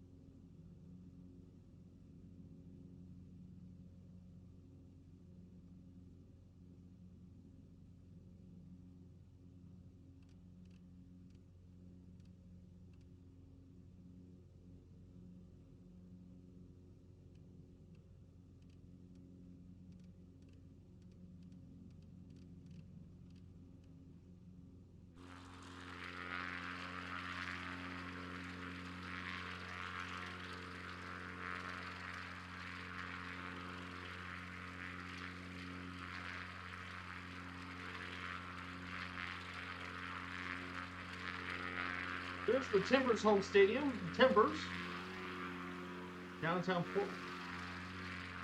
So, and finally, we're going to our final stop's going to be in Caboose Industrial Air Park, aka the home of Foxtrot. Treetop Flyer. We're going to visit their home airport here today. Kilo Sierra Papa Bravo, located in Caboose, Oregon, is a GA airport, and several private firms in the GA manufacturing industries are actually headquartered here at the airports. And it is one runway 1533. That's around 5,100 feet. And it's an elevation of 58 feet above sea level. Yes, we're in Caboose Airport. So we're gonna say hello to Flocks and Friends when we get down Caboose, and we'll wrap up the stream, guys.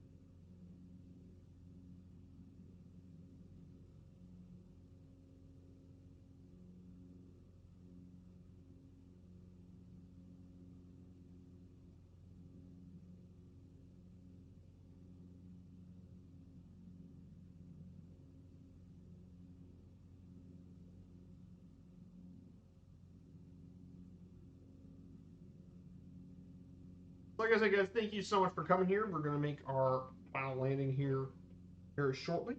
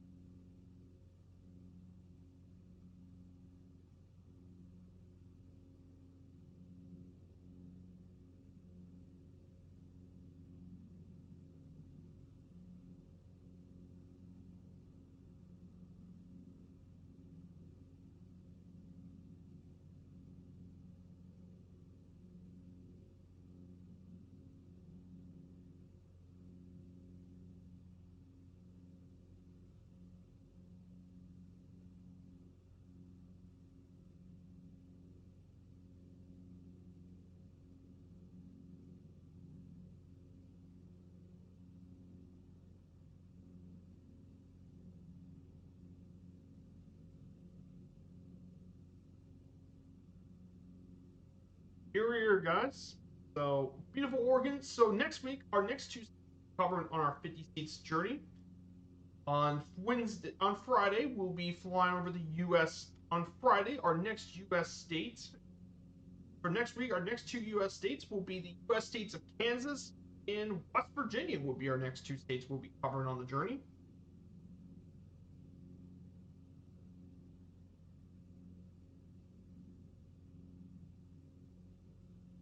And then the next week afterwards, in 2 weeks, will be the last streams in a long time, and they'll be covering the states of Nevada and Nebraska. So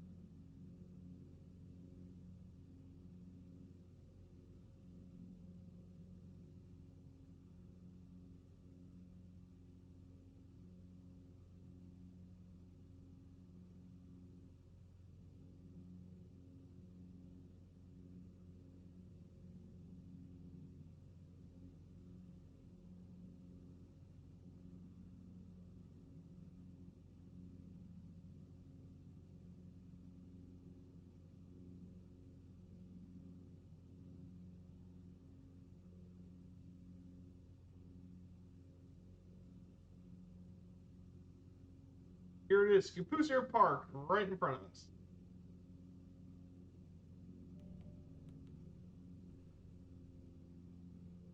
We're going to go ahead and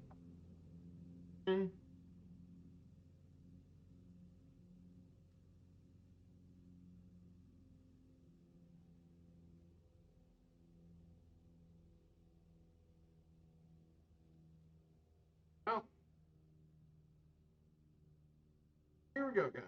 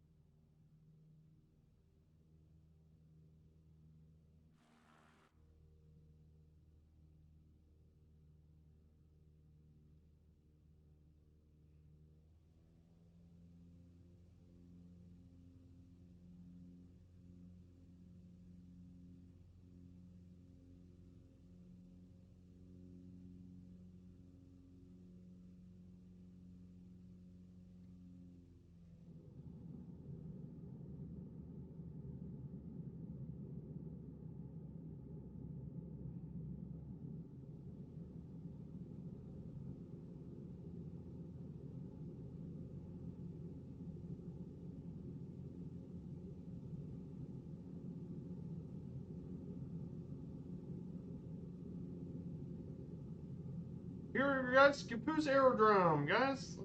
Plans Caboose. Say hello to Phlox and Company. Here in Oregon. And we're down.